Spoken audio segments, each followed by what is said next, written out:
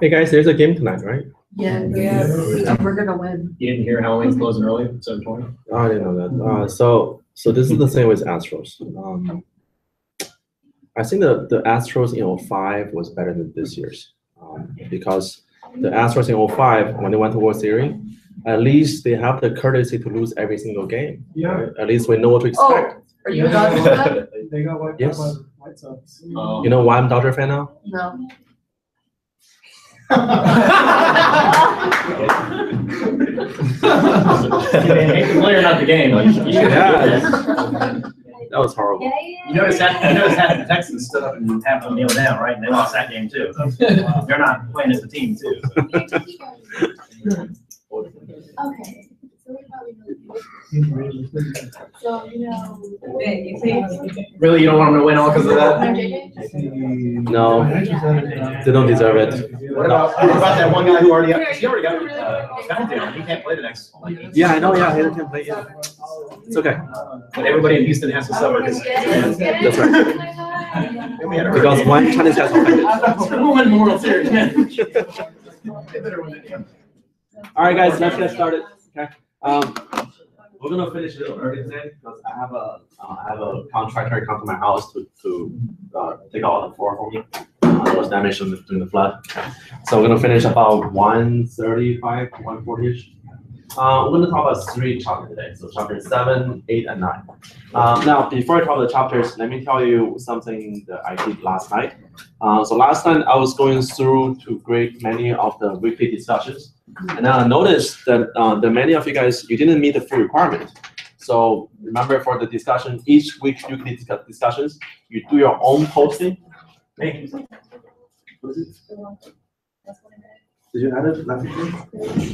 Anybody see on mom? Oh, it's right here on the floor. Oh, okay. Sorry, it's my little sister. She'll kill me. Can you make Professor X nice for the That's karma, that's karma, okay?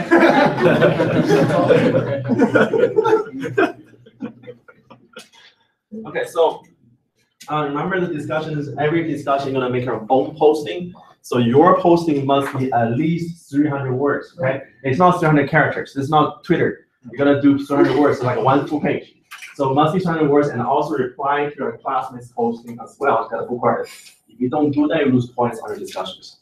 I hate to see you guys lose points on discussions. Those are easy points. So what I will do, guys, today, after class today, I will reopen all the old discussions. If you didn't meet the requirement, if you lost points on it, go back and then read through our discussions and then make the points on it. Okay, so once you finish once you go back and redo the discussions, send me an email, tell me which week discussion you redid, so I can go back there and adjust it for you. Okay, make sense? So those are easy points, guys. Don't lose points on discussions. You can lose points on your quiz, lose points on your test, but discussion is a given points. Okay, those are easy points. Make sense? Another thing that if you check online, your exam grade is already on there, but right now it doesn't have your actual credits on there yet. Those will be on there tonight. So once you check your grade next morning, you will only see one exam grade with the actual points on them. Okay. So many of you, like I said, many of you did very good because the actual points really helps. Some of you getting like a 17 points, like a 15 points, like a 12 points. Those are a lot of points on the exams. Okay. So make sure keep doing this. Every week you come, you get 3 points on the test. And then we also have other extra points opportunities you can go to for this semester, and those will be more points on you. Okay. All right, any questions? No? Okay, so let's talk about chapter 7, chapter 8, chapter 9. Now, luckily, they're all based on chapter 7. So once you understand the basic concept, everything else comes very easy. The goal for every single consumer. Now, consumer, our job is to buy the stuff, but you also want to save as much money as possible, right? So imagine that you are very thirsty. So you're very thirsty and you want to go buy a bottle of water. So without looking at the price tag, you're thinking, for this bottle of water, I'm willing to pay $10 for it because I'm very thirsty right now. So you look at the price tag, oh, it's only $1. What do? You buy it, right? And if you buy this bottle of water, how much money do you save? $9. So you are better off because you bought the bottle of water, at the same time, you save money in the process. So this process, we call this the consumer surplus. So consumer surplus, it will measure how much is our consumer savings when we actually buy the good. So let me give you a definition. Yeah, how much money do you save when you buy the good, okay? So consumer surplus. Yeah, guys, I'm gonna skip all this. I'm gonna cover 3 chapters, okay? So consumer surplus is the amount the buyer is willing to pay minus the amount the buyer actually paid for this good. So how much you're willing to pay for the good minus how much actually paid for this good. So you're willing to pay $10 for a bottle of water, so you only pay $1, and that difference is your consumer surplus. Now remember, consumer surplus only happens when you actually buy this good. If you don't buy this good, you don't have any consumer surplus. Yeah. Consumer surplus is how much money do you save when you actually buy this good. If you don't buy this good, then you don't have any consumer surplus.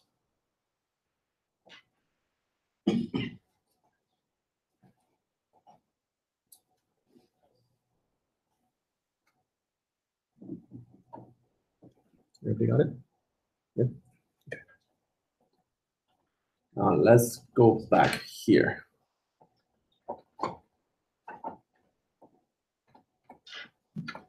So guys, we have 4 consumers here. Each one is the market for iPad. WTP stands for willingness to pay.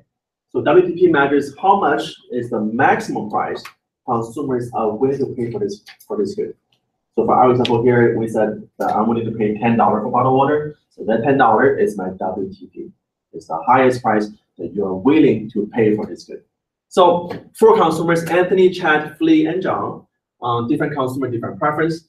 So Anthony want to pay $250, Chad is $175, Flea is $300, and lastly John is $125. So guys, here's the question: if the price for the iPod is currently at $225, will Anthony buy this good? Yes.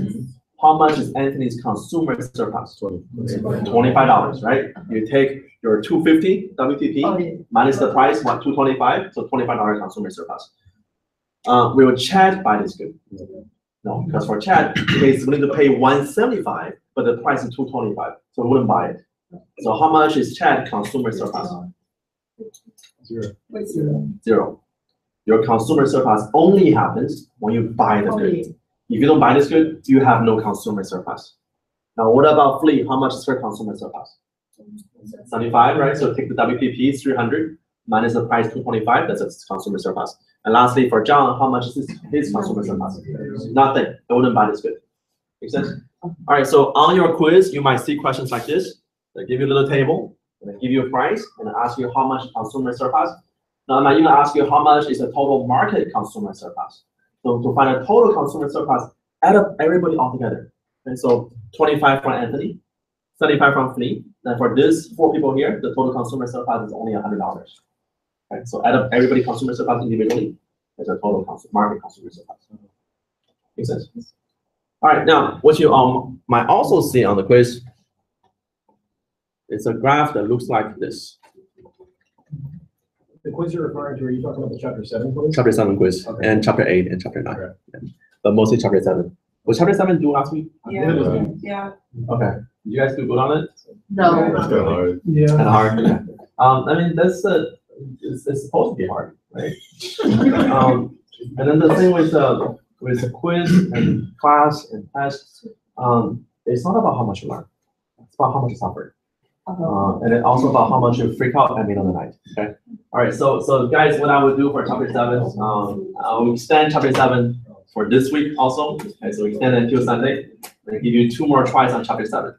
It's a total 5 tries. Okay. So if you miss anything, you can go back in and then get a higher grade.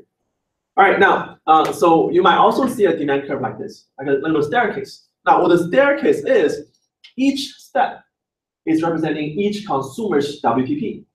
Remember, flea, the ship's willing to pay 300. So the very first step at 300, that is flea. That's how much she's willing to pay for this iPod. The next step, 250, that's Anthony.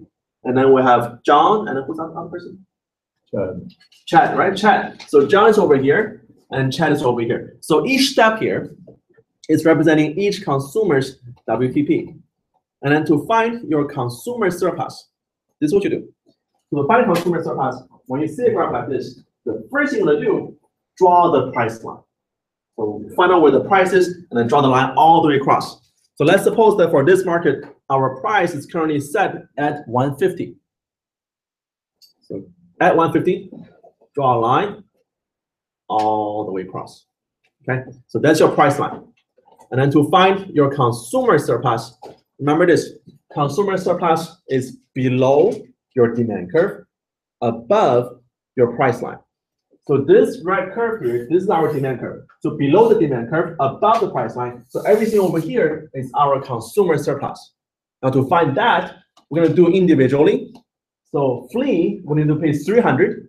So this vertical difference here, so from here to here, so from 300 to 150, and this vertical difference is 150.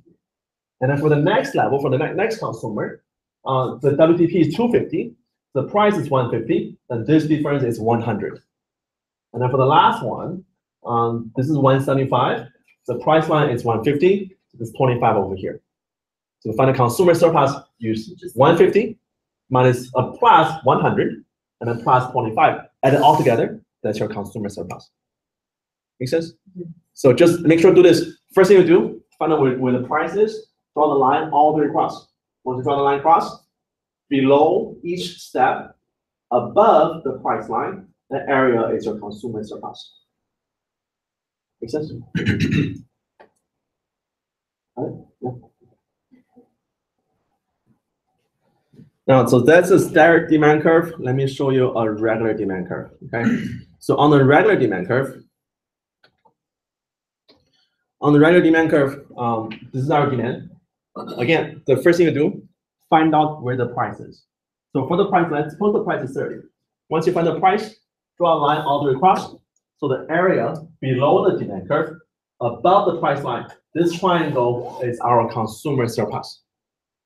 Now, so the question is, how much is it? So you're going to find out how much is the area for the triangle. What's the formula for triangle? Base times height divided by 2, right? Okay. So the triangle formula is base times height divided by 2. Guys, I want you to do this for me. Do not think this as base times height divided by 2. Think this as the vertical difference times the horizontal difference divided by 2. Right? Because if you look at the base times height, you may get the wrong number. But look for the vertical difference times the horizontal difference. So for this triangle here, our vertical difference is from 30 to 60. Right? So the vertical difference is 30, and then the horizontal difference is from 0 to 15. The horizontal difference is 15. So 30, the vertical difference times horizontal difference divided by 2, and that is your consumer surplus. Makes sense? So don't get it wrong, okay? So it's not 60, it's the vertical difference. Make sense? Now, let's suppose this. Let's suppose the price for the good will drop to become cheaper. So at a lower price, is consumer better off or worse off? At a lower price? At a lower price. Are consumers better off or worse off? At a lower price, are consumers better off or worse off?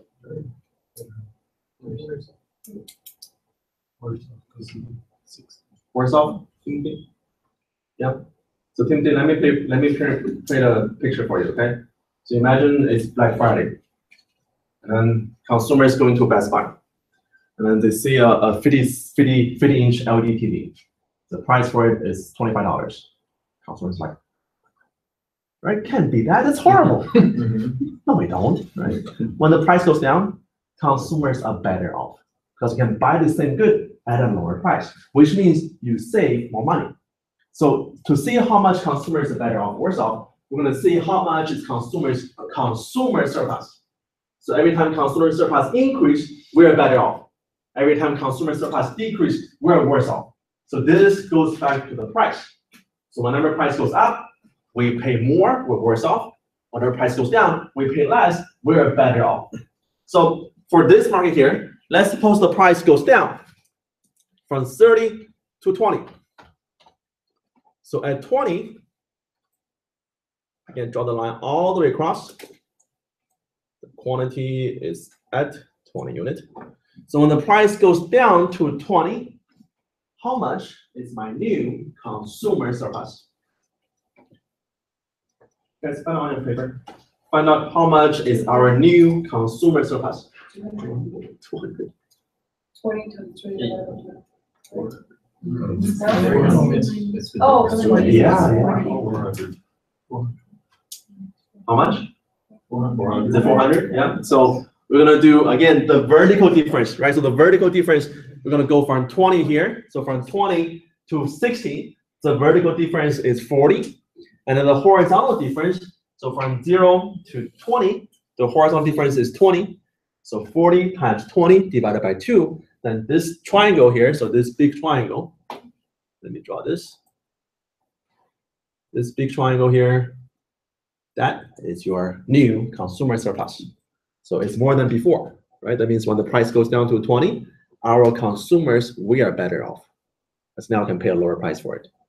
Now, this part, this is the increase in consumer surplus.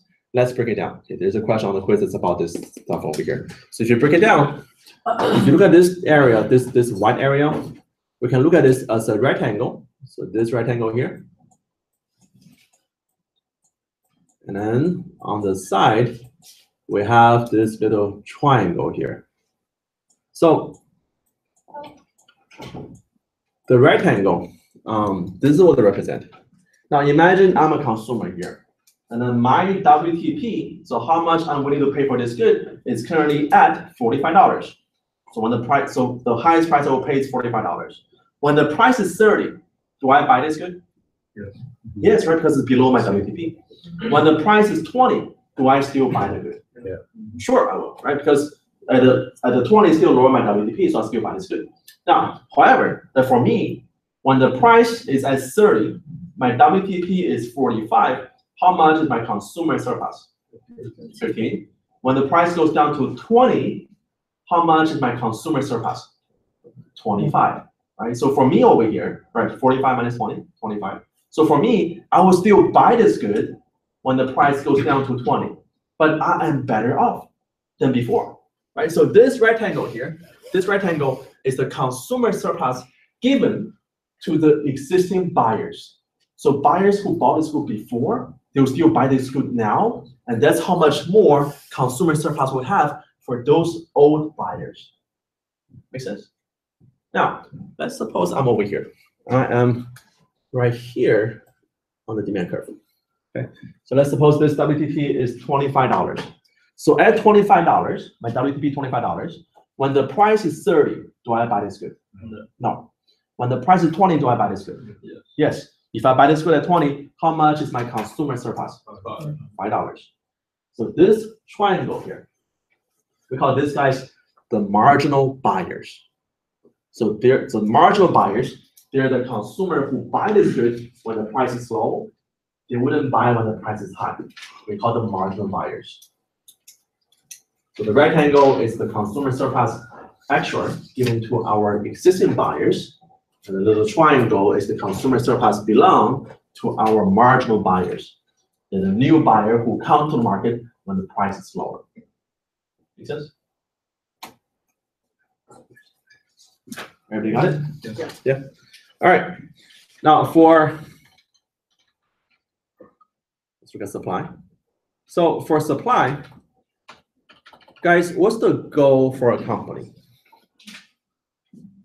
What's the goal for a company? Save money. Not save money, for a company. Make a profit. Make a profit, right? The goal for a company is to make a profit. You're doing a profit, you do it. You don't make a profit, you don't do this anymore. So we have 3 individuals here. They're all in the business of mowing lawn. So we have Jack. So when Jack every time he mow a lawn, it costs him $10. For Jeanette, it will cost her $20. And then Chrissy, it will cost her $35. So different business, different cost structure. By the way, this is not very realistic, right? If you hire a company to mow the lawn for you, they all need Jose.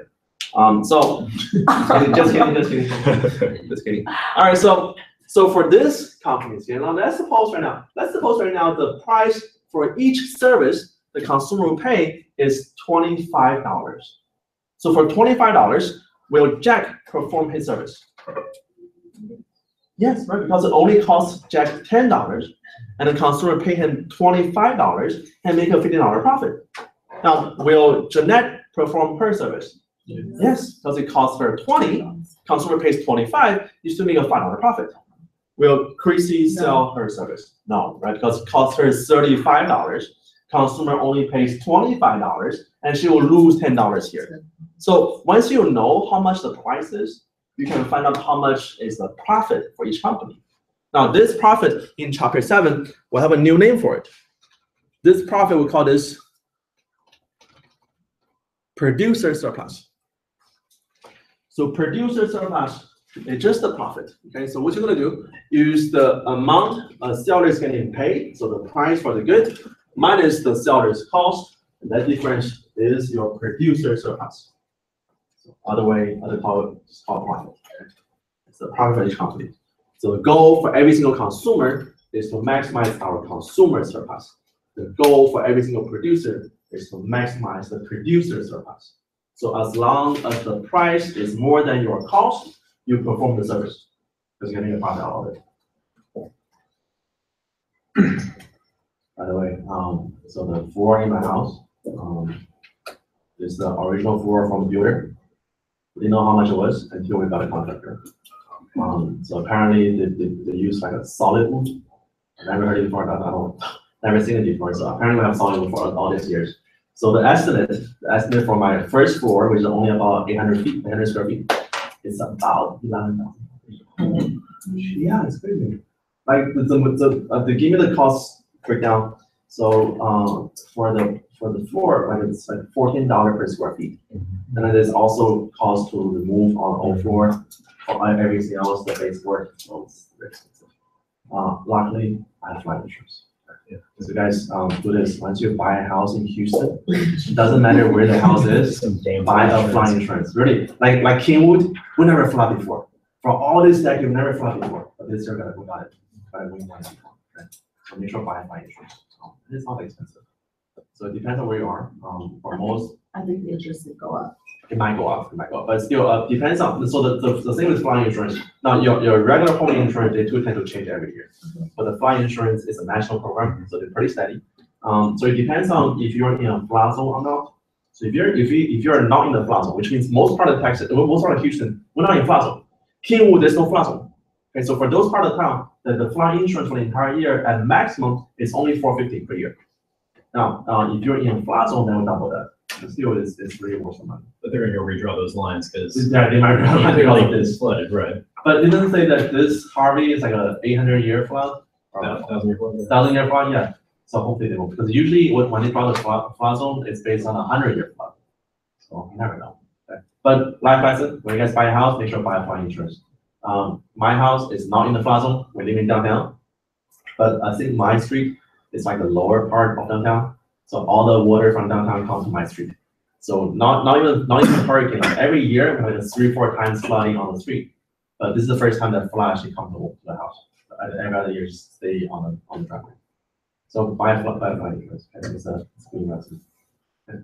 All right. Let's continue. Now, guys, when you're looking for the producer surplus, so when you see a supply curve like this, again, the first thing you do, draw the price line. You always want to know where the price is. Draw the price line. Once you draw the price line, your producer surplus, so how much is the profit for the company, is below the price line, above the supply curve. So for this market, if your price is 40, your producer surplus will be this triangle over here. That's your producer surplus. So below the price line, above supply curve, that is your producer surplus. And again, do the same thing, find the area for triangle. Now again, be careful, do not use space times height. You want to use the vertical difference times the horizontal difference, okay? Because in this case here, if you use 40 times 20, you get it wrong. Because this is not 40, it's from 15 to 40. So 25 vertical difference. So vertical difference times horizontal difference, and then divided by 2, that's your producer surplus. Make sense? So the goal for consumer is to maximize our consumer surplus. The goal for producer is to maximize our producer surplus. Any idea what's the goal for economy? Just to hold on tight.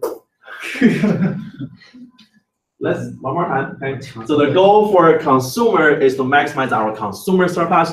The goal for producer is to maximize the producer surplus. What's the goal for the economy? Maximize the economy's well-being. Yeah, or economic surplus. Yeah. So the goal for consumer is to maximize our consumer surplus. The goal for producer is to maximize our producer surplus. And the goal for each economy is to try to maximize our economic surplus. But however, for the longest time, we don't have a term for this economic surplus. We don't know what to call it. So in 1979, there was a conference of over 200 economists in the country. They had a conference in Hawaii. So after a 3-day conference, they have decided to call this term the total between your consumer surplus and the producer surplus. We should call this total surplus. So the goal for every single economy is to maximize our total surplus. It was a very productive conference. A lot of days. Yeah, I think Hawaii had something to do with it. The same with academic conference. The attendance for the conference depends on where the conference is. So a couple years ago, I went to a conference in San Diego. It was packed every day. Last year, they had a conference. The same conference was based in Dallas. Nobody was there. Yeah. But I think that the organizer didn't learn lessons. So for this year, it's in what's the place called? The city, Indianapolis. Yeah, Indianapolis.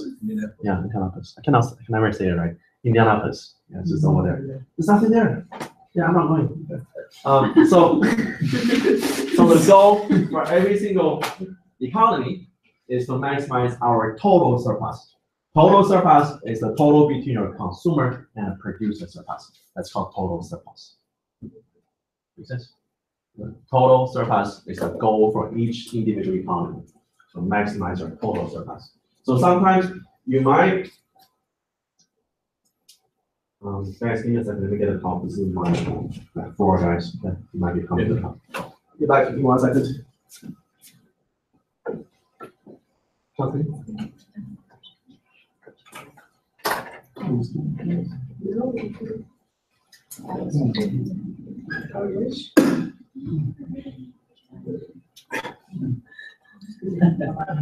So who's dressing up tonight? Yeah, we have tickets to the Yeah, they get all dressed up. They go out trick or treat, scare all the kids, get some candy. Sounds good. I'm gonna watch that. What, man? What are you doing tonight, Tim? Watching the game. Getting dressed up, watching the game. Chips and dip. Yep. One more win. Yeah. One more. Just got this last one. I'm saying I hope they lose. Come on. I know, I'm really. Because of the one. Ruin the butter. That's how it usually is.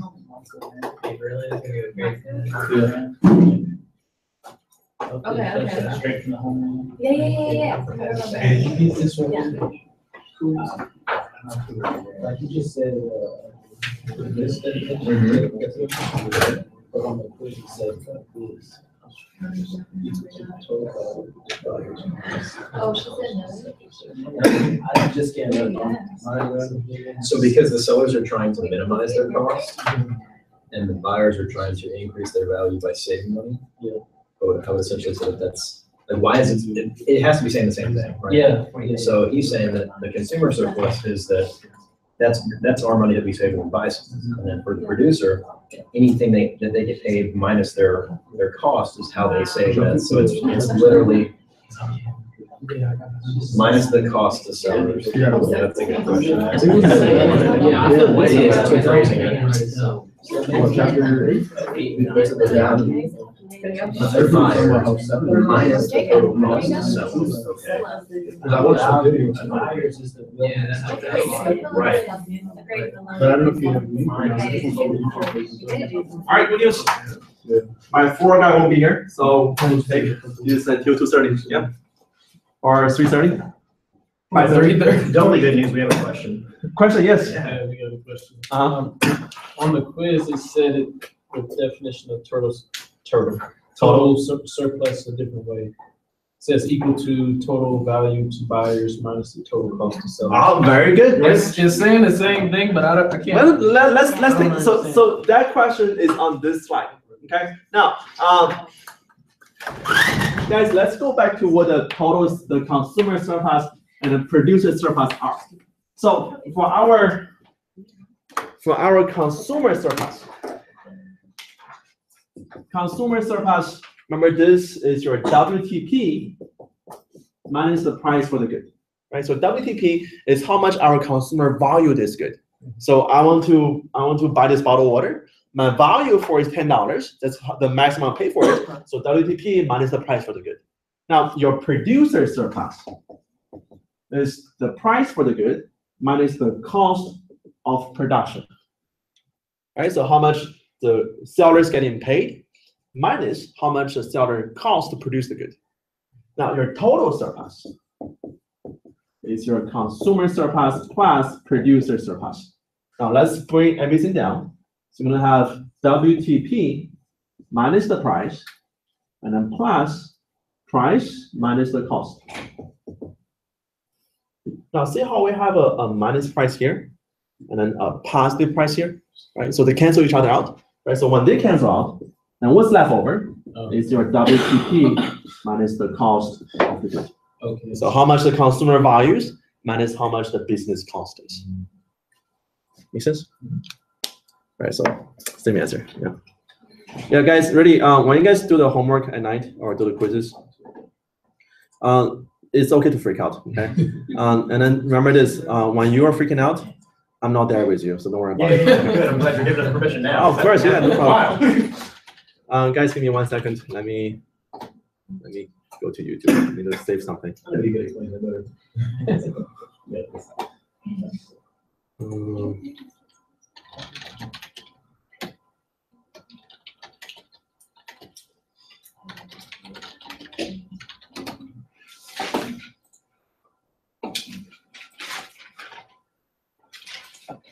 Okay.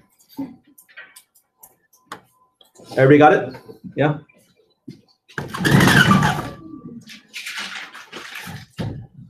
Now, let's see how this looks on the graph. Okay, so when you have a graph like this, so within the graph like this, you have a supply demand curve. Now, question is, what's the first thing you're looking for? Equilibrium, right? Equilibrium. Because at equilibrium, we have the price, right? So first thing we do, find the equilibrium.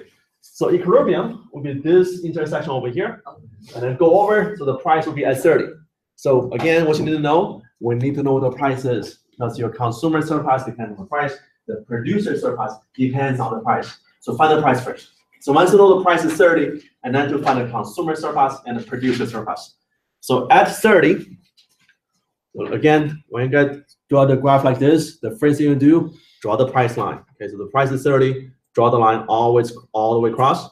So above 30 and below demand curve, this triangle is our consumer surplus. And then below the price line, above the supply curve, the triangle below is your producer surplus. Now, your total surplus is these two triangles together. So the big triangle, that is your total surplus. So consumer plus producer, that's your total surplus. Make sense? Guys, on your homework, on the test, make sure you have a calculator. because we've been using them to find the surpluses. Consumer is the top triangle, producer is bottom triangle, and then all together that's your total surplus. Everybody got it?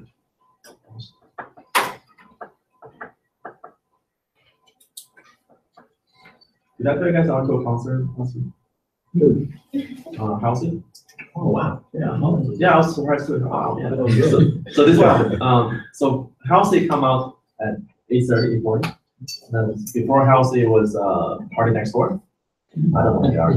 So we sat down at our seat and at the toilet center. So we're very close to the base. The base is like maybe like 30 feet away from us.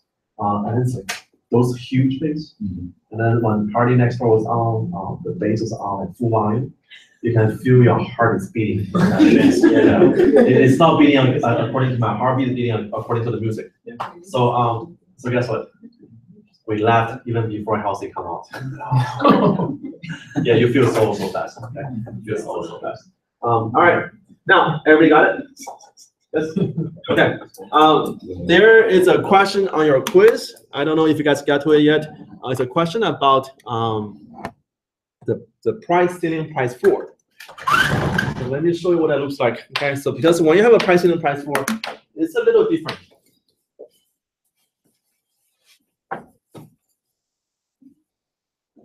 So we have a market.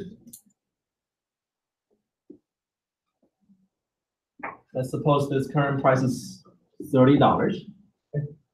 And then quantity, let's call this one 50. Demand, supply, price, and quantity. All right, and then next, the government will impose a price ceiling. Remember, price ceiling is the legal maximum price. You cannot go over that. Okay, so the price ceiling, we're gonna put it at $45. So $45 price ceiling. So guys, once the price ceiling is imposed, which area is my new consumer surplus? Let me label it. So we have area A, B, C, D, E. So once we impose a new price ceiling at $45, which area is my new consumer surplus? B. What is it? B. B. B. B. B. B. Is it A? A? It doesn't change. I learned it the hard way. I don't know how. All right. According to the hard way, the hint they learned on the quiz, guys, here this is. For this price ceiling, is it binding or non-binding? It's non-binding, right? If it's non-binding, what kind of effect would it have? Nothing. It wouldn't change anything. So before the price ceiling, your price is at 30. When you put a $45 price ceiling, your price will still be at 30. Nothing changes. So once you put a price ceiling at $45, your consumer surplus will still be above the price line, below the demand curve. So only A and B is your consumer surplus, just like before. Make sense? Now let's change this. So this is not a ceiling anymore. Let's do a floor. So for the price floor, which area is my new consumer surplus? It's A, right? Because remember, consumer surplus above the price line, below the demand curve, that is your consumer surplus. So once you have a new price floor of $45, this is the binding price floor, which means it will change your price from $30 to $45. So at $45, above your price line, below the demand curve, so only area A is your new consumer surplus. Which area is my new producer surplus?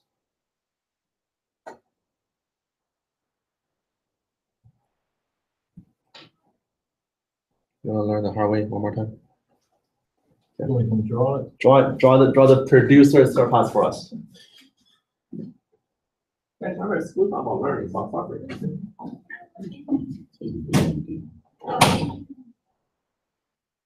B and D. All right, very good. Thank you very much. So your new producer surplus will be this area over here. That's your new producer surplus. So let's call this B, this is B. Let's call this one F and G. Okay. So why does your producer surplus look like this? Now, we said before, the producer surplus is below the price line, above the supply curve. Right? So normally, when that happens, that means that this triangle, this big triangle, that should be the producer surplus. But your quantity stopped at this point. So even though you might produce that many, but consumer only buys this much. So this is our surplus. You have no surplus from surplus. No surplus. Yeah, you have no producer surplus from any surplus inventories. So the only producer surplus you have is up to how much our new quantity is. So before it's 50, but now we're gonna have less now. Because when price goes up, consumer buys less. Make sense? Now, what do we call F and G? Let's think about F and G. So for F and G, we had it before, right? Because if you look at F, when the price is 30, our consumer surplus is area A, B, and F. And the producer is D and G. But when you put a price floor at $45, your new consumer surplus is area A, and the producer is B and D. So this F and G, we don't have them anymore, right? We lost it. Well, it's a new term. This F and G is called that weight loss. That weight loss measures the inefficiency coming from any market distortions. Remember what we said before? We said the goal for every single economy is to maximize our total surplus. But if you have a price floor that's binding, you're going to lose some total surplus. You lose F and G. So F and G, we call them dead weight loss. So dead weight loss is the loss of total surplus on any market distortions.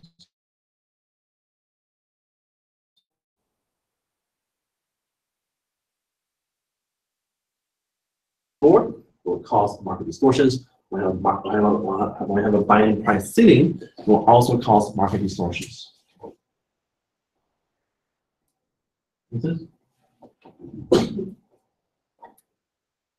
Any questions?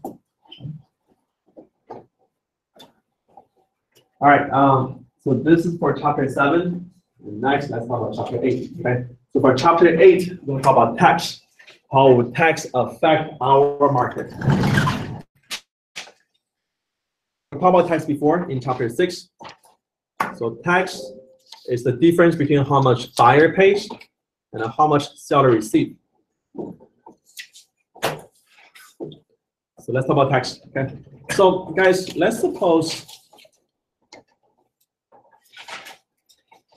Let's go over this. All right, so guys, write this down on your paper. You'll need this. So label everything on the paper too, okay, your notes. A, B, C, D, E, F.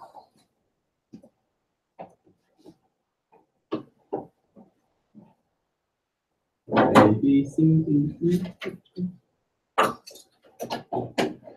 When I was a kid in China, in kindergarten, we learned the alphabet song in China. It was horrible. At the time, I don't know why I did that. How was that? Yeah, there were some white people in China, so why don't we?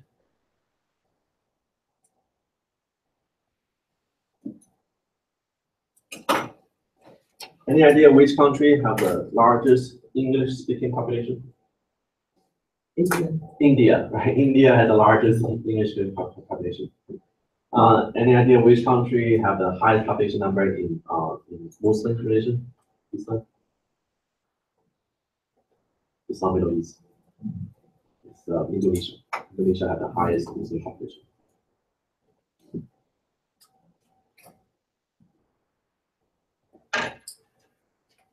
Any idea which country have the highest Chinese population? America. China.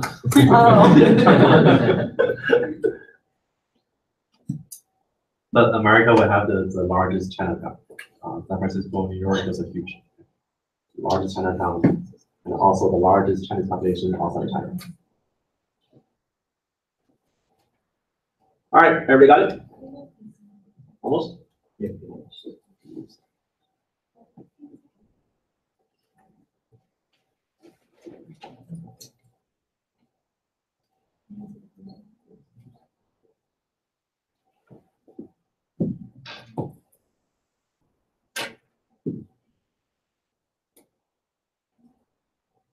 Oh, we didn't buy the American League Championship. American League Championship. For Astros, right? We won the American League. Should buy the t-shirt. Yeah, guys. I would, if I were you, I wouldn't buy the World Championship t-shirt for Astros. It's not gonna happen. Why are you being such a hater?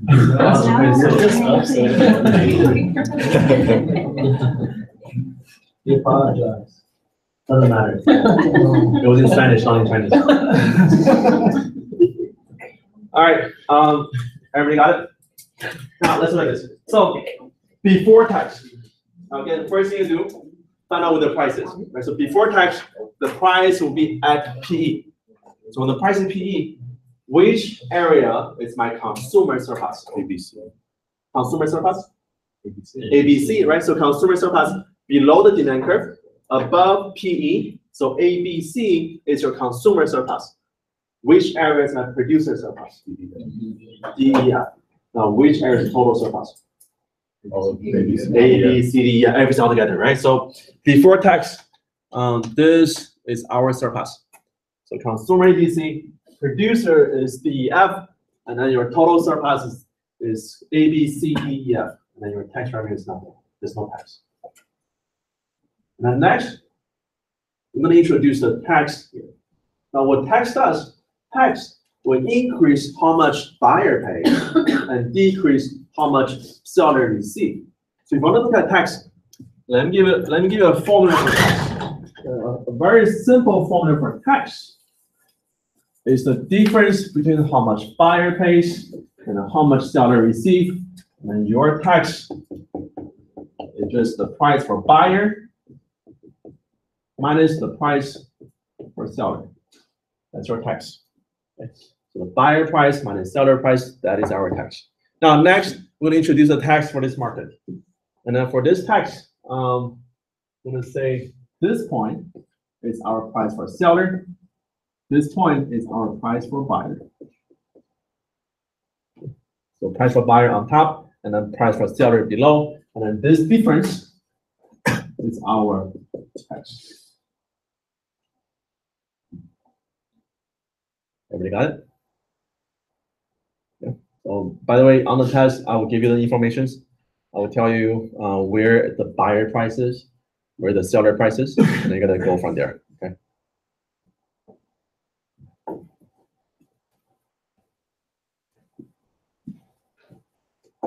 Now, guys, with tax, which area is my consumer surplus?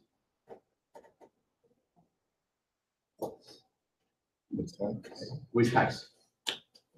Which area is my consumer surplus? Just A. Just A now, right? Because with tax, buyer pays at PB. This is how much buyer pays. So only below demand curve, above price line. So only area A is our consumer surplus. Now, which one is our producer surplus? So it be only F. Because for producers, this is the new price for producers. The producer receive less, so below the producer price, above the supply curve, so only F is our producer surplus. Now, which one is my tax revenue? Will be B and D is my tax revenue. Because this is your tax per unit multiplied by the quantity. And this area here, that's my tax revenue. Now, my new total surplus. Total surplus in chapter 7, we said is consumer plus producers. But for chapter 8 and 9, I'm going to add one more unit. It's also your tax revenue. So how much government collecting is also part of our total surplus. So for our new total surplus will be area A, B, D, and F. That is our new total surplus. So consumer plus producers and plus our tax revenue. That is our new total surplus. Makes sense? So for this market, are the buyers better off or worse off? They're worse off. So buyers, before the tax, the buyer consumer surplus was area A, B, and C. But with tax, our new consumer surplus only area A. So which means buyers, we lost B and C. So we're worse off. Are the producers better off or worse off? They're worse off too. Right? Because for producers, they had D, E, F before, but now with the tax, they only keep area F. They lost D and E. So buyers worse off, sellers worse off. Who is better off? Government is better off. Because before tax, there was no government revenue. But now with the tax, government controlled B and D. So this is our government revenue. So we got a problem. The problem is consumer lost B and C. Producer lost D and E. But government revenue only captured B and D. That means this C and E is dead, right? We don't have it. We still lost it. So C and E is called that we lost. Which means that when you have a tax, any type of tax, it's inefficient. Because with tax, you'll be creating more that we lost in the economy. Unless the tax is a corrective tax. If you tax on pollution, or if you tax on or a subsidy on education, those are good. But any other tax, like a sales tax, they'll create more that we lost in the economy. The buyer pays more, seller receives less, and then the total number of transactions goes down. And that's bad for the economy. Make sense? Any questions? No? All right.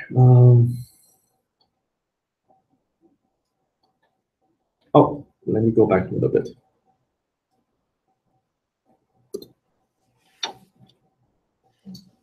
Let me show you this. Okay. So, guys, we have this market over here. So before tax, the price is at 200. And the top triangle is your consumer surplus. The bottom triangle is your producer surplus. Now, once you put a tax for $100, buyer pays more at $250. Seller receives less than $150. So this is your producer surplus. Here is your consumer surplus, and this is our government tax revenue. And then this blue area is our debt weight loss. Now, here's the question. So for this market, how much tax did the buyer pay? 50, right? Because if you compare before tax, buyer price 200, with tax, buyer price 250. So buyer paid $50 tax. How much tax did seller pay? 50, right? So this tax is shared between buyer and seller equally. Now, it doesn't mean the tax will be always shared equally between buyer and sellers. Any idea what determine between buyer and sellers who pay a bigger portion of the tax? Elasticity, right? So between buyer and sellers, whoever is more inelastic will pay a bigger portion of the tax. Whoever is elastic, that means you have more choices, and you pay a smaller portion of the tax. Make sense? Yeah.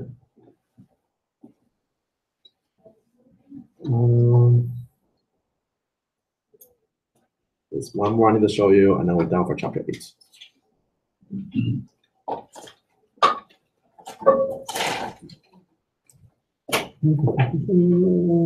Laffer curve. The last slide for chapter 8. So Laffer curve. Do you guys ever go to IHOP like 3 or 4 in the morning? Yeah. Okay, so IHOP is a perfect place to study for a test. Because if you go there, it's 24 hours a day. You're never close.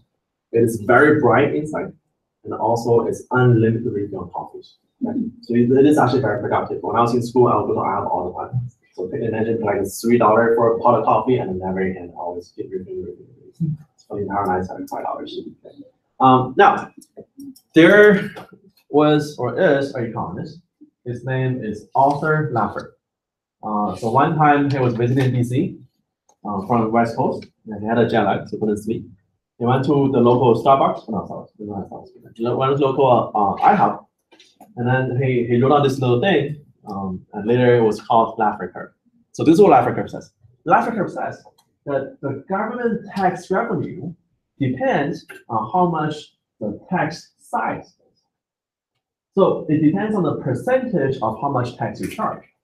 Now, let's imagine this. Imagine today we have a tax, let's say an income tax. And then for our income tax, we're going to place it at 50%. So whatever income you have, half of it we're going to pay tax. And then we're going to give this half tax money to, let's say, poor people. Make sense? All right. So let's suppose right now we have two individuals in the economy.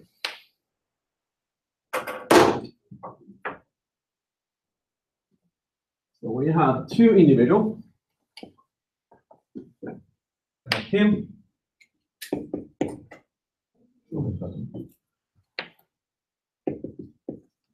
And me.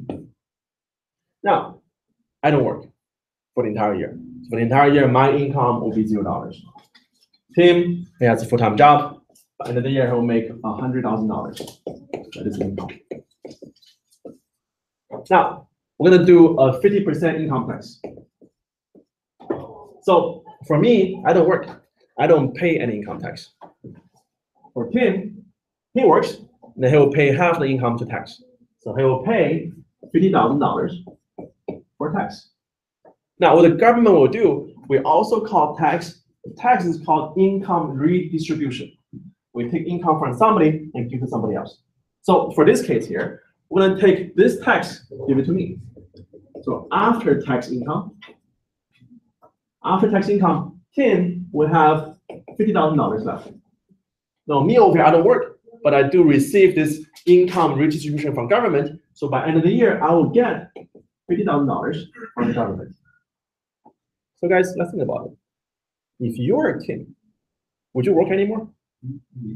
Yeah, why even do it, right? Because if you work, you make $50,000. You don't work, you also make $50,000. Then why even do it? So if you don't work anymore, next year you have zero income. If you have zero income for Tim next year, how much is our government tax revenue? Zero. Nobody's paying tax anymore, right? So this Laffer curve says that normally we believe if you increase the size of the tax, then the government tax revenue will go up, so you can collect more money. That's or not. So normally we believe that if we just increase the percentage of how much tax we charge, so let's imagine go from 10% to 25, 35, 45%. So the more percentage you charge, the more tax revenue you can collect.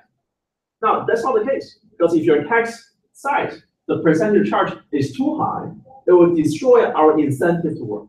Nobody work anymore, nobody pay income tax anymore. That's why we look at the Laffer curve at the very extreme over here. So when the tax size is too much, our tax revenue is nothing. Government cannot collect anything. So if you're on this part of the Laffer curve, when the government reduce the tax size, so telling each individual says, hey guys, for next year, our income tax is not 50% anymore. Next year it's only 25%. So consumer can keep more money in the household and then give consumers more incentive to work and they work more. When consumers work more, our tax revenue goes up. So at this portion of the curve here, if you lower the size of the tax, your tax revenue goes up. Now the reason why this curve is famous, it was made famous by our President Reagan. President Reagan in 1982, when President Reagan was arguing for a lower income tax across the board, he used the Laffer curve in front of Congress. So this Laffer curve is the foundation of something called Reaganomics. That's heard it before. It's also called trickle-down effect, right? So we lower tax for everybody, and then everybody go home with more money. They be spending more money, so therefore income for the economy goes up, and then our tax revenue goes up as well.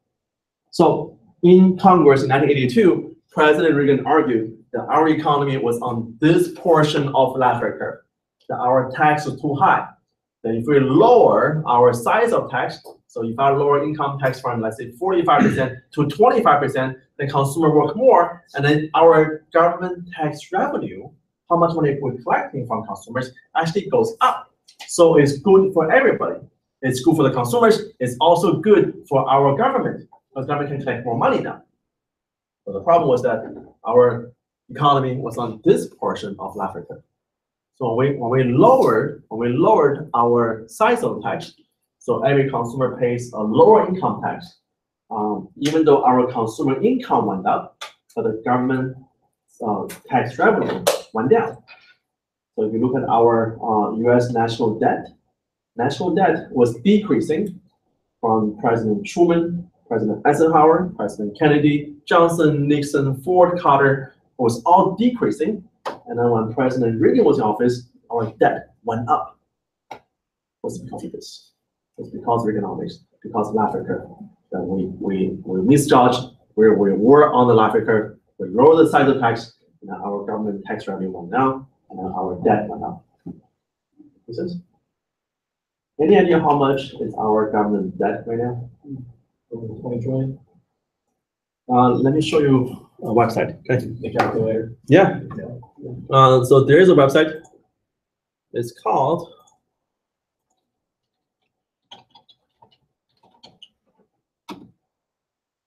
usdebtclock.org. Oh, it just broke $20 trillion. So our current debt is $20,453 billion. It is a lot of money. Yeah. Tell you what,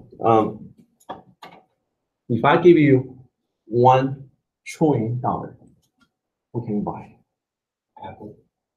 You can buy Apple, the company, and more. Okay. Let me tell you what. So this is what you can do.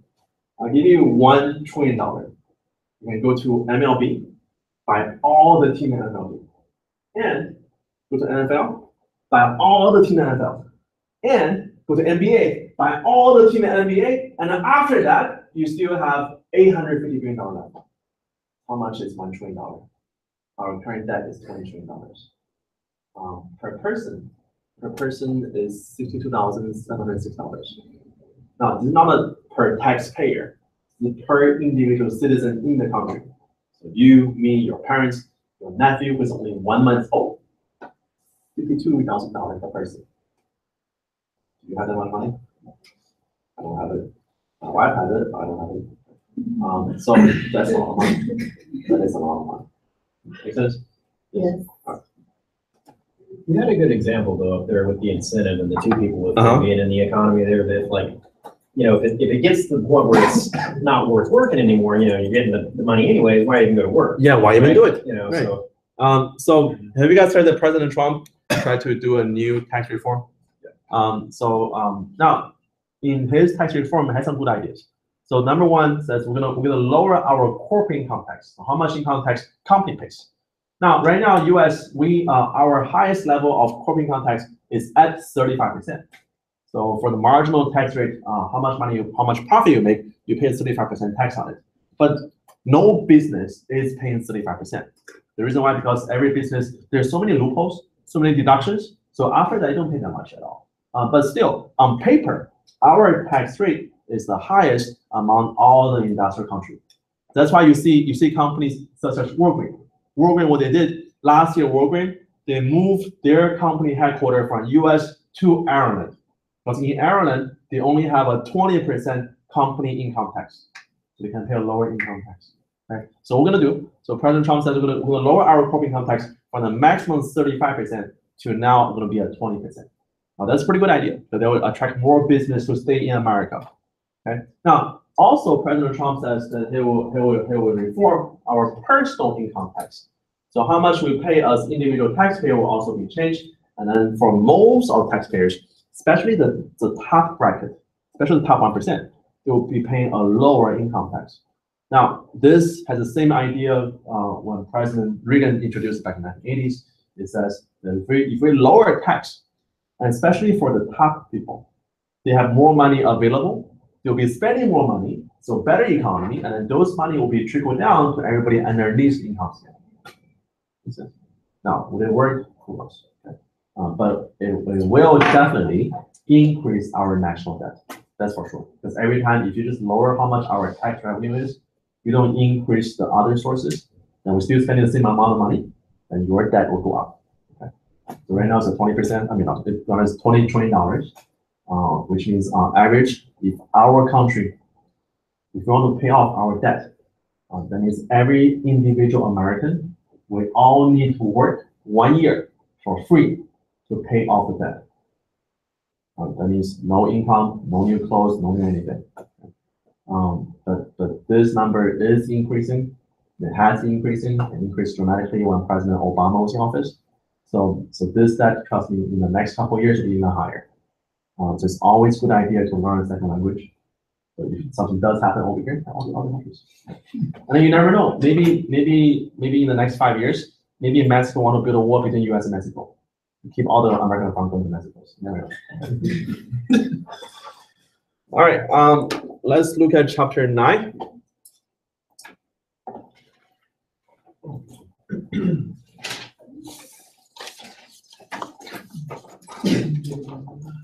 All right, so chapter 9 is your international trade. We learned this in chapter 3.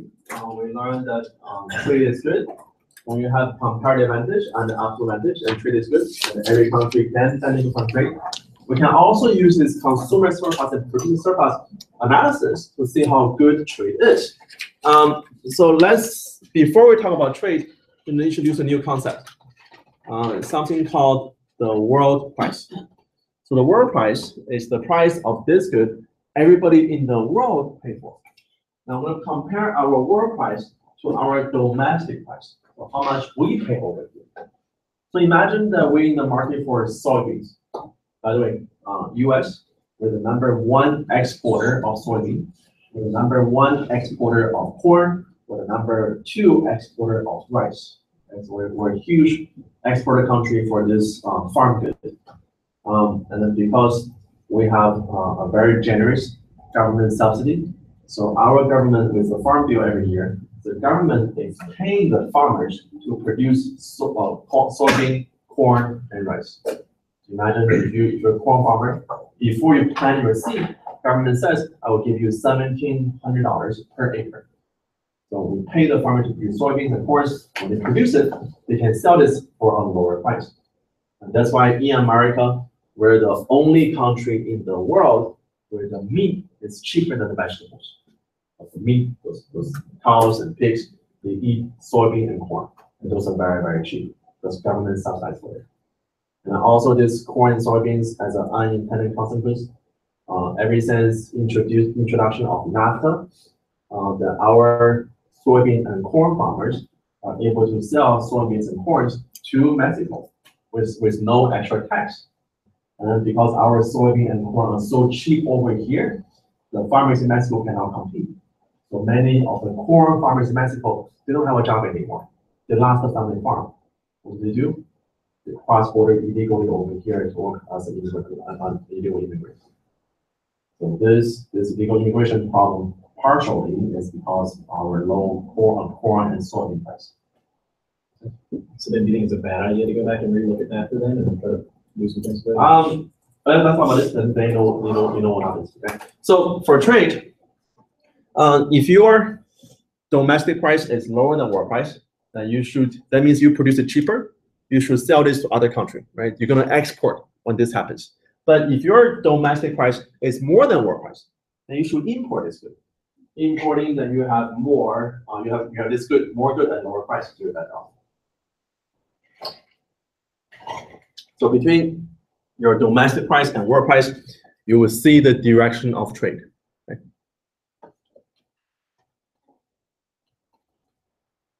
Now let's talk about soybean. So for the soybean market, suppose right now in our economy, the price for soybean is $4 per pound or per pound, and we currently have a transaction of 500 units of soybeans.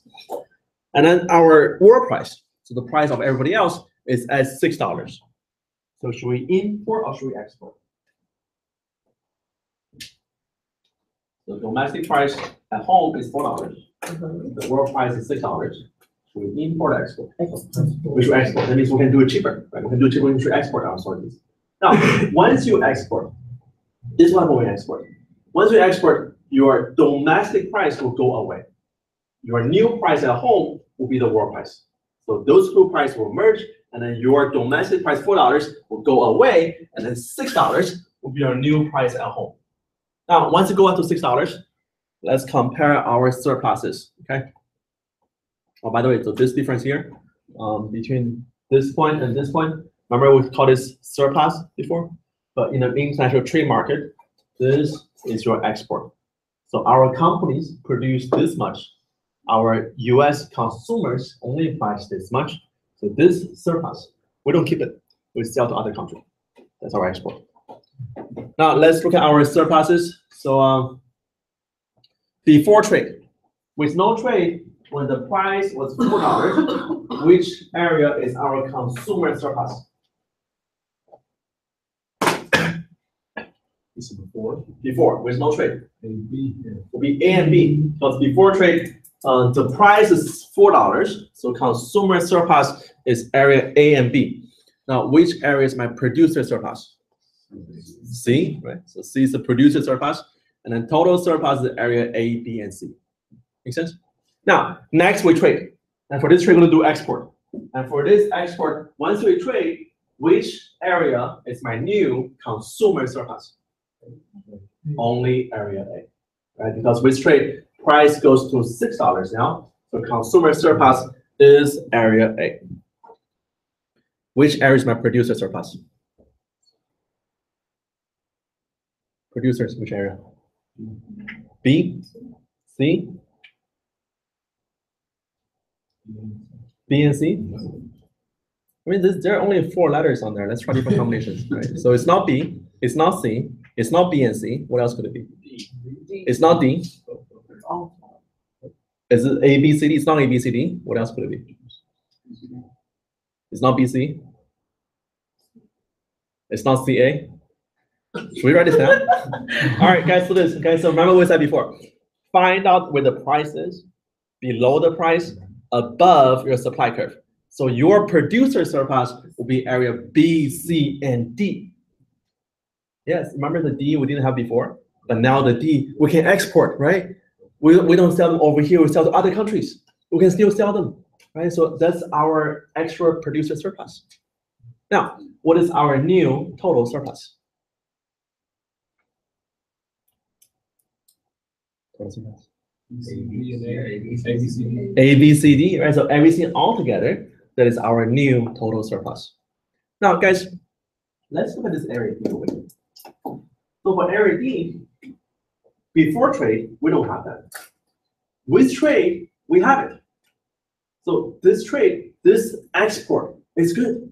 Because for export, we have more total surplus. But this area D here, we never had it before, but now we had it. So this economy, we are better off when we export. Now, remember what I said before, we said trade is good for everybody. When we say everybody, we don't mean everybody individually. We mean everybody as an entire country. So for this country, the entire country is better off if you export. Now, are the consumers better off or worse off? Worse off, right? Because for consumers, remember consumers, right? The price went up, right? So before trade, consumers only paying $4, but now with trade they're paying $6, and then your surplus went from AB before trade to only A now. So consumers are worse off, but are the producers better off or worse off?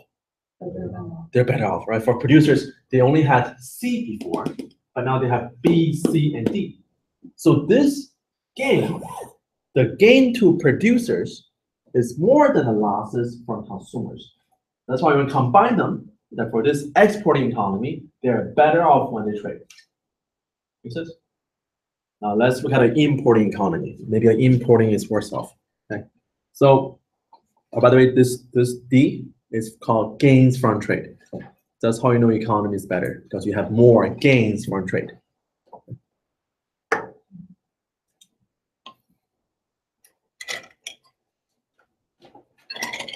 Oh, guys, remember Remember at the beginning of semester, I tell you that US will have the biggest economy, according to GDP.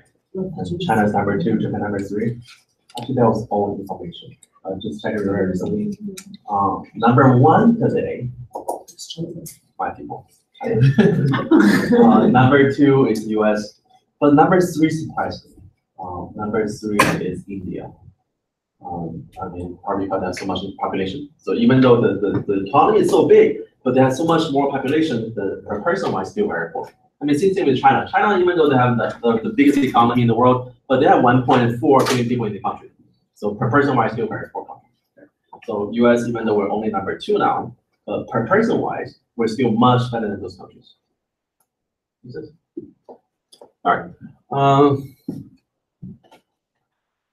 All right, so guys, for this is our plasma TV market. Anybody have a plasma TV in the house?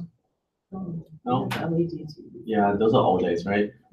Guys, the reason why that we don't have plasma TV anymore, because for plasma TV, they get hot, right? And then they get so hot, they will burn the image onto the screen. So if you ever seen a plasma TV, if somebody uses it as a computer screen, once you turn off the screen, you can see the start menu in the left corner because it already burned onto the screen. Okay. So we don't have it anymore. But let's suppose we have a plasma TV market. So right now for US, our plasma TV is selling for $3,000 each.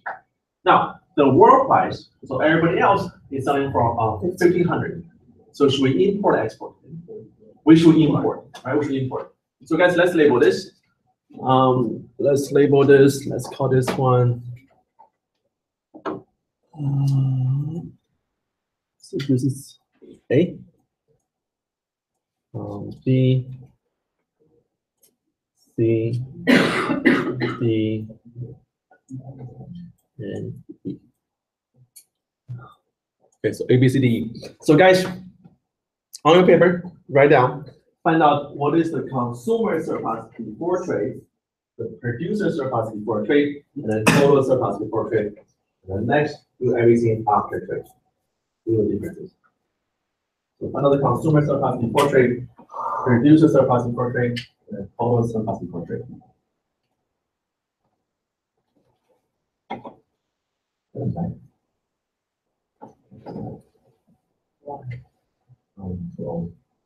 PC.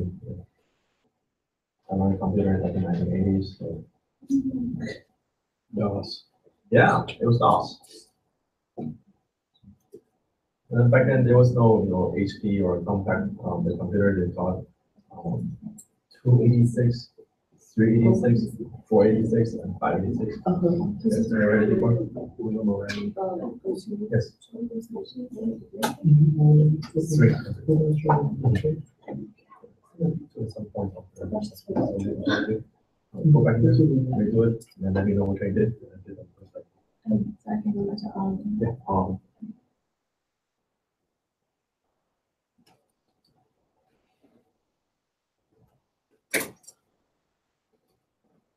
Hey guys, ready? For our class, if you do your discussions, you do all the quizzes, and study for the test, you won't fail the class.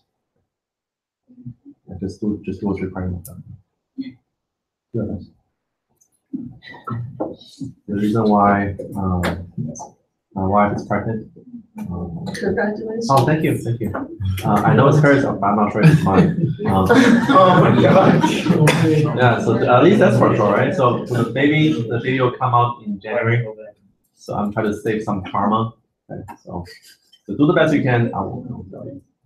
Good thing you guys have really good ones. Yeah. What about your girlfriend? How's she? Remember, always keep your wife and girlfriend separate. Oh, yeah. That's what There's a song for that called Two Phones. Filipino, yeah. 2 phones. Yeah, luckily my wife is not watching, my girlfriend's not watching. Nobody knows. Just between you and me. Before tax, after tax. So do the before test, after test. It's called professor student confidentiality. It's a book. Yeah, so in the Chinese culture, the still value boys and girls. So my boy, when I come out, will be the first boy in both families. So I'm getting so much respect right now. Hey, don't give him a girl's name. No, yeah. That was a Jewish thing. Or do, and then be like, ah. Yeah, come on. Yeah, so my uncle already said that he will buy me the stroller. My other uncle said he will buy me the car seat. And one aunt said she will buy me the crib. Come on, man. Please, that's a So keep having kids. no, keep having boys. All boys. Yeah, if you guys ever go for adoption in China, always a girl. Always a girl. Very rare. I mean, if you ever have a boy for adoption, it's probably because the boy has some type of birth defect. Yeah. But for healthy babies, always girls. Did they just get rid of the one-child policy? They just get rid of it, right? The reason why, because before they had a one-child policy, so for many families they want a boy. When they got a girl, they just abandoned the girl in the hospital. So they have another child. It was a problem. Yeah, and then what made it worse? So this policy has had a very, very bad unintended consequence. So if you look at any other country in the world, the male and female distribution is about 48 male for every 52 female. Because female has a longer life expectancy, they live longer. But in China, the ratio is reversed.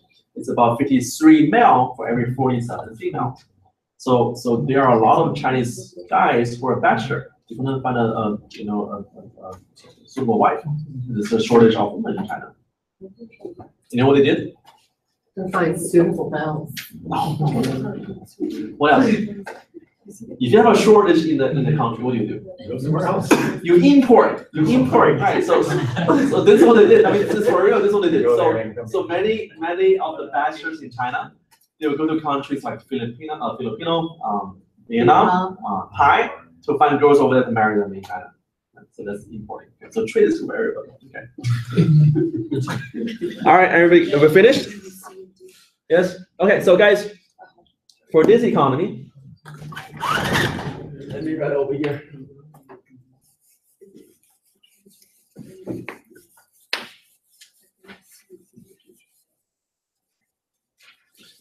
Okay, so with no tax or no import, no trade.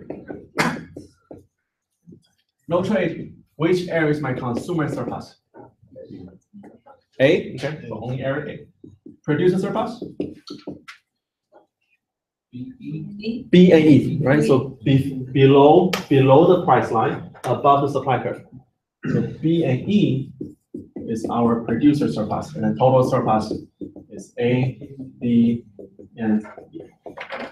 Now, with trade, which area is my consumer surplus? With trade. A and B. And C and D, right? So consumer will be this the price line, that's your demand curve, right? And then this difference here, that's your import. That's how much our import is. So you import 400 units, and then our consumer surplus is area A, B, C, and D. Now, which area is my producer surplus? E. Only E now, right? So only E. So total surplus is A, B, C, D, and E. All right, so for this economy, once you trade, you gain this C and D over here. We call this gains from trade. So for this importing economy, they are also better off with trade. Now, again, we don't mean everybody's better off. So for this economy, when they're importing, are the consumer better off or worse off? Consumer is better, right? Because before trade, consumer only area A, but with trade now, consumer is A, B, C, D. Are the producer better or worse off? Worse. You're worse off now. Because once you starting importing, you're inviting other competitors from other countries to compete against your producers. So now our producers, they're worse off and only has area E. But overall, the economy is better off. So that's why we say that trade is good for everybody. Not individually, but trade is good for the entire country instead. So this brings back to our point on NAFTA. We have NAFTA. Free trade is good, but the problem with free trade is that more than likely the benefits are spreading out, the losses are concentrated in a very small group of Americans. So imagine if you are an avocado farmer in California. Okay, so every year we're importing a lot of avocados from Mexico. So if you're an avocado farmer in California, you're worse off because now you have to compete against these better quality avocados from Mexico, and they're cheaper. So those lots are concentrated on this one farmer. Now, who are better off? Consumers, right? Because for all the consumers, we can buy more avocados at a lower price. So that's why there more than often you see many arguments against trade, saying trade is bad. Because if you look at the trade, again, the benefit is all spread out, but the losses are concentrated on a very small group, and they're more vocal. That's why we heard that trade is bad. Trade for the entire country is good. Let me show you one more thing.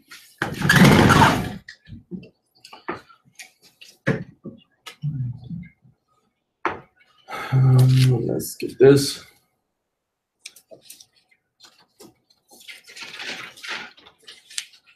Let's look at some trade restrictions. So the number one restriction against trade is something called a tariff.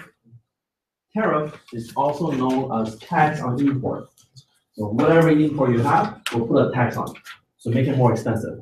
So what a tariff does, tariff will be taxed on top of how much the world price is. So let's suppose for t-shirt, the world price is 20, and then we're gonna put a $10 tariff. So with tariff, and our new price for the t-shirt in the country will be now at $30. So whatever the world price is, you add on the tariff on top of it. So make it more expensive in the country. Have you guys heard that President Trump says he will make Mexico pay for the wall? Yeah, and then Mexico says no. Heard that? Okay. So Trump says if Mexico don't pay for the wall, then we'll put a 20% tariff on everything produced in Mexico. So make everything produced in Mexico more expensive, and then use the tax revenue to pay for the wall. Now, this tax proposed by President Trump is also known as an avocado tax. So the tax everything coming from Mexico, which means all the avocados, gonna pay a tax on it. So let's see how the tax works. Okay. So this tax, let's suppose for this market, so with free trade. Now, free trade means there is no government intervention. There is no tariff. That's called free trade. So with free trade, our demand at $20 for the market is 80 units. And then the domestic supply over here, our companies in the country only supply 25 units. Now, where does the rest come from? What do you call this difference over here? Now, shortage. What do you call this? Import, right? This is our number of import. So if you compare this, your consumer surplus is this big triangle over here. And then producer is the small triangle right here. And then together is total surplus. Now, next, we're gonna put a tariff on it. With a tariff, it will increase how much price consumer pays. So before it was only $20 for each t-shirt. We'll put a $10 tariff on it. The new price will be at $30. So at $30, let's see how much is our new demand. Now, when price goes higher, according to law of demand, when price goes higher, we buy less, right? So the new demand at $30 will be 70 units. So consumer buys less now. But however, if you put a tariff on everything produced overseas, you increase the price. That means our US producers, they can now sell the t-shirt at a higher price. So our domestic production will be increased to 40. So now with the tariff, our new import is only 30 units. Before it was 55 units, but now it's only 30 units because of $10 tariff. Now let's see who's better or who's worse off. Okay. So guys, ready to copy this graph on your paper. If you need to get this on the quiz, let's label this. Let's see who is better off, who is worse off. Call this area A, B, C, D, E, F, G. A, B, C, D, E, F, G. Copy this on the paper. We'll go with each one.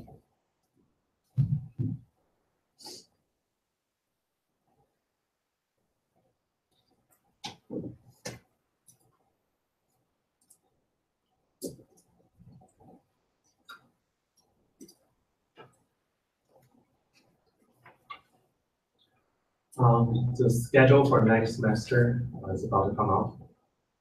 So if you guys look at the schedule for Kingwood, we're gonna have more face-to-face class at Kingwood, plus the library building, the AMD building, the second floor will be open for next semester. So there'll be more face-to-face class.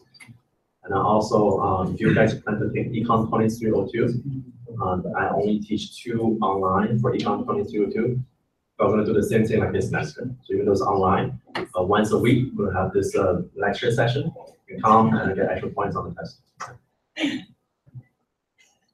Would it be here at the Kingwood? We'll be Kingwood. So we're not gonna come back here. Yeah.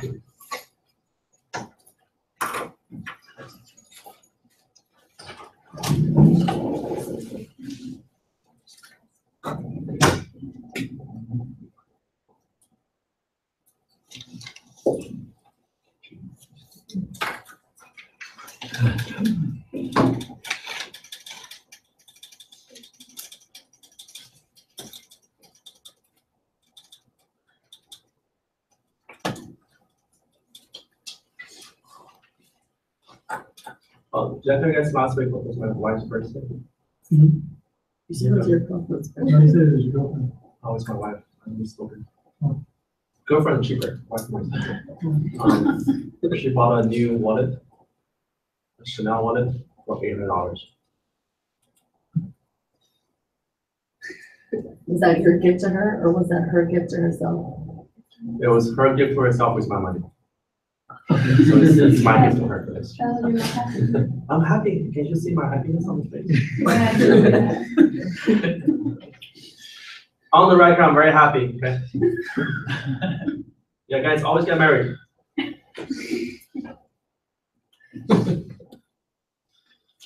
Whatever you want to buy before get married. What did you buy? Nobody told me. Got married too young.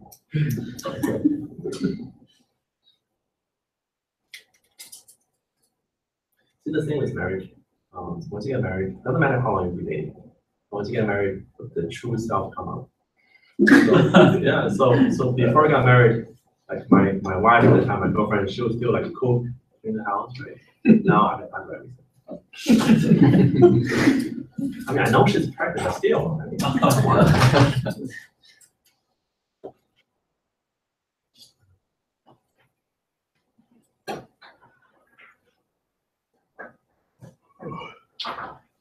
All right, are we finished? No. Yep, no?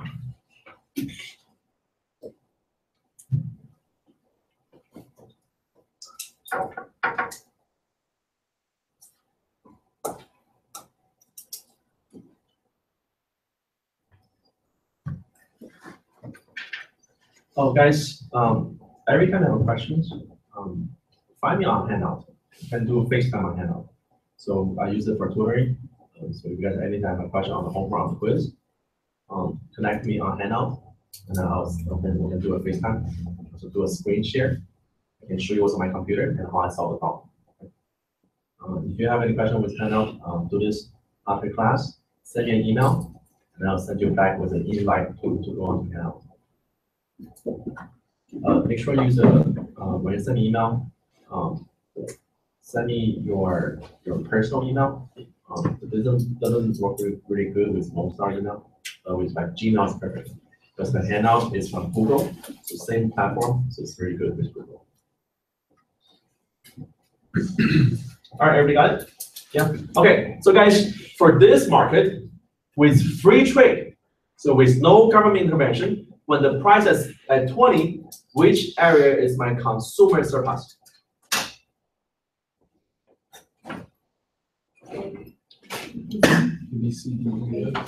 Keep going. And the right? So with free trade, with no government intervention, then our price is 20. Then consumer surplus. Let me over here. So consumer surplus is area A, B, C, D, E, F. Now, which one is the producer surplus? Only G, right? Now, next, we're gonna do a tariff. So for the tariff, it will increase price a little higher to $30. So at 30, which area is my consumer surplus? So the new consumer surplus actually here. Okay, so new consumer surplus, only area A and B is my consumer surplus. Now, which area is my new producer surplus? C and G. C and G, right? So below the price line, above the supply curve. So C and G is my producer surplus. What do we call area E? Looking as a tariff, and then what the government got. Yeah, the tariff revenue. So this area E, that's your tariff revenue. That's how much the government got. Okay. So your new total surplus is A, B, C, G, and E. So A, B, C, G, E is your new total surplus. So consumers A and B, producers C and G, the tariff revenue, so how much the government get is area E. So total surplus is A, B, C, G. Now we left out D and F. What do you call that? The equation, we lost. So when you have a tariff will create more than we lost, which is inefficient. That's why countries we should promote free trade. Free trade is good. But if you have tariff, it's bad for the economy. So with NAFTA we have winners and losers, right? So the winners, they're the farmers in America. Many of the auto company in America, they're better off. But the losers, those workers at a car company in America, they're worse off. Because many of the productions for cars were held in America before, but now they produce in Mexico. So if you compare the Ford F-150 to the Toyota Tundra, the Toyota is a Japanese company. That Tundra is made 100% at San Antonio. But your Ford F-150, many parts are made in Mexico. It's a cheaper labor over there. So, but for the Ford company, it's good because Ford company can take advantage of the lower, cheaper cost, labor costs in Mexico. But the employees at the company, they're worse off. They're losing many of the jobs to Mexico. So every time you have trade, you have trade, it's always winners and losers. But there's always more winners than losers. But again, many of the losses are concentrated on very small group. That's why it's feel more severe. But the overall benefit is better. Yes. So tariffs are always bad? Unless you want to retaliate. So let's suppose US said we're gonna put a tariff on everything produced in Mexico, and then everything produced in Mexico put a 20% tariff on it. And then Mexico says, fine, you do that, I'll put everything you sell in Mexico, put a 20% tariff on that. So you can use tariff as a retaliation and force the country back to free trade. Otherwise, tariff is bad. What made our depression back in 1929 so severe? When the depression started, it was a global depression. And then immediately, countries all over the world put up tariff. It's usually 100% tariff. So whatever stuff you get from overseas, put 100% tax on it. And overall, overnight, international trade stopped. Nobody's buying anything from anybody anymore. It's so expensive. So that made our depression more severe. All right, so we're almost finished. Let's look at some arguments against trade. So the number one argument against trade is the jobs argument. So the job argument says the more import you have, the less amount of jobs you have in America. Guys, watch South Park. No? Let me show you a clip from South Park. Okay. Let me show you a clip from South Park. Oh, I know what's gonna happen here. Yeah, guys, South Park is always educational.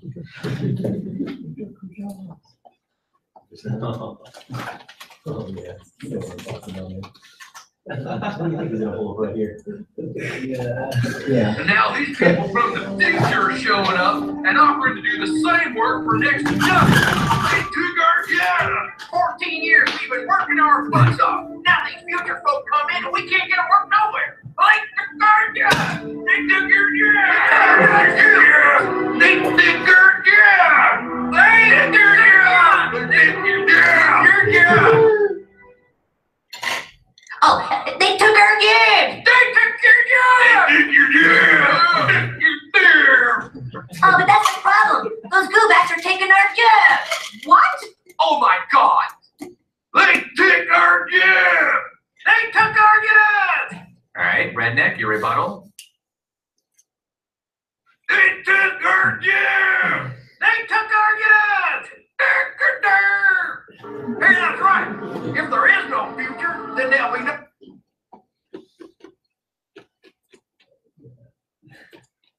Let's stop right here. It goes on for 2 more minutes. Okay. And then, guys, if you ever watch the episode at home, just make sure to watch it by yourself. Do not watch it. Do not watch with do not watch with your parents. Okay? Because what the episode's about is it says the people from the future are now coming here to working for almost next to nothing, so taking the jobs, right? So those people, they're saying if we want our job back, we should destroy the future. By means of having more gay sex. Okay, so the last part of the show, you're gonna see that. Okay, now, so the job argument says the more import you have, the less amount of jobs you have in the country. Let me show you a chart. We can dispute that.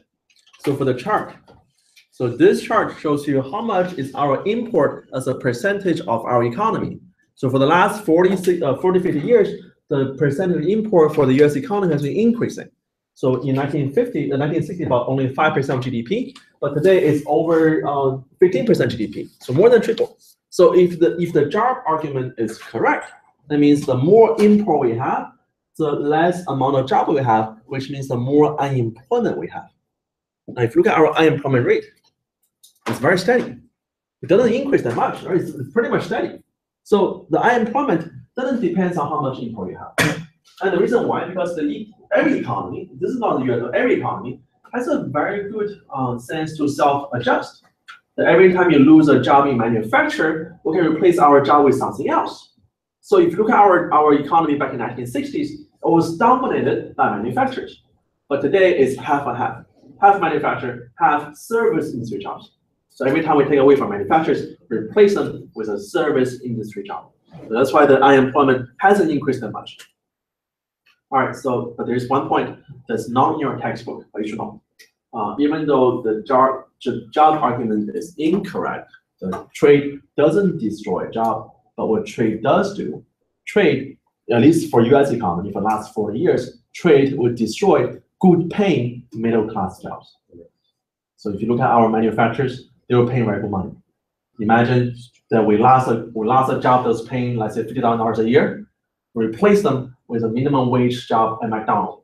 Your unemployment doesn't change, but the wage goes way down. So what has been increasing ever since the import went up is our income gap has been increasing in the country.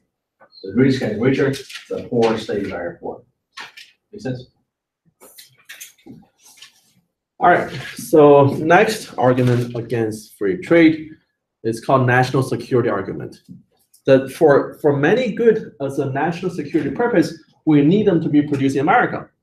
So imagine if all of our airplane, all of our tanks are made in China, and then one day we get into war with China, and China decided to change the password on all the airplanes, and we don't use them anymore, right? So that's not good. So at least those goods should be produced in America. This pen or this pencil, is this pencil good for national security? Do we need pencil for national security? What if we lost power and how can our soldier write on the papers? What if there's a nuclear bomb went out, we wouldn't have power anymore? How to write on paper, how to communicate? Do we need pencil? What is it? So, a new case, that's the least. No, I mean, the amount of those electrical storms, shocks, right? So you lose all the electricity. You need those.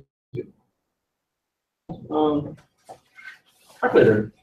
You need this for national security purpose? No? So we send our soldiers to the battlefield. We try to calculate how far the bomb goes. And then they have miscalculation and actually mine over there. So it's not good. Don't we need this for national security? The military uses their own calculator stuff. So that's what we need it, right? We need national security. What about water? Sure, this is we're drinking this. This is of course national security. What about can you highlight it? We need this for national security. You don't? No. What if there's a very important document? Want to make sure everybody all see it? We're gonna highlight it, right? We need this for national security only. So you guys see the problem. It's hard for our government to decide which good is for national security. And that's why more than often companies, they want the national security label on it. When they have a national security label on it, their goods are protected from import. They are more competitive now. Now, if you look at all do we need tennis shoes for national security purpose? My big brand shoes, but Tennis shoes like a maybe tennis shoes. If you buy New Balance, the one you buy, they're made in China, Vietnam, Indonesia. But for US military, when they buy tennis shoes, it's also from New Balance, but that New Balance shoes are made in Brooklyn. That's the only tennis shoes made in America. That's supplied to our US military. And then by law, everything supplied to US military are all produced in America. Okay, so that's the national security purpose argument. For some good, we need to produce in America. But again, it's hard for our government to decide which good is good for national security. All right. Now next is called infant industry. Now for many companies, for many industries, when they first started, they cannot compete. Right? So they need some help. So when this industry are more mature, and then they can compete against foreign companies. That's a good argument. But again, it's hard for our government to pick which industry to protect. There was a company called Cilantro. So Cilantro it was a company based in California. They will produce solar panels. So back in 2009 or 2010, this company was promoted by President Obama because the idea is good. I mean, we're thinking that we need more solar panels. That's for one, it's more energy efficient. And for two, this is a good paying manufacturing jobs. We need them in America. So our US government give this company $500 million loan. Says take this money and then run the company. Now what happened? 2 years later, the company went bankrupt. Why? Because the solar panel from China, that's still cheaper. So it's hard for our government to pick which industry to help. We don't have all the perfect information. But guys, by the way, if you want to buy solar panels, one from in America costs you 3,000, one from China costs you 800. Which should you buy? From China. I buy the $800 one, right? So the same as the national security or the trade argument. Consumers will only care about what's best for us. So whatever is good, it's cheap, we buy that. Doesn't matter where we come from. Make sense? All right. One last slide, and then we're done for the day. The next one's called unfair competition argument. So for unfair competition, let's suppose China says that for every solar panel the company in China produce, the government of China will pay the company $1,000. Now, on surface, it's saying that the Chinese government is helping the Chinese company produce more solar panels. But what it does is that it will lower the price when the company in China are selling the solar panels. Because if the company is getting $1,000 per panel from the government, they can now sell the panel at a lower price. So our US trade says that's an unfair competition. Because for our US companies who doesn't receive any government subsidy from US government, they cannot compete against the Chinese company who receives subsidy from the Chinese government. That's called an unfair competition. So what we do, by the way, that's called dumping. If you Google anti-dumping law, that's what it says. So what we do, we're gonna put a tariff on it.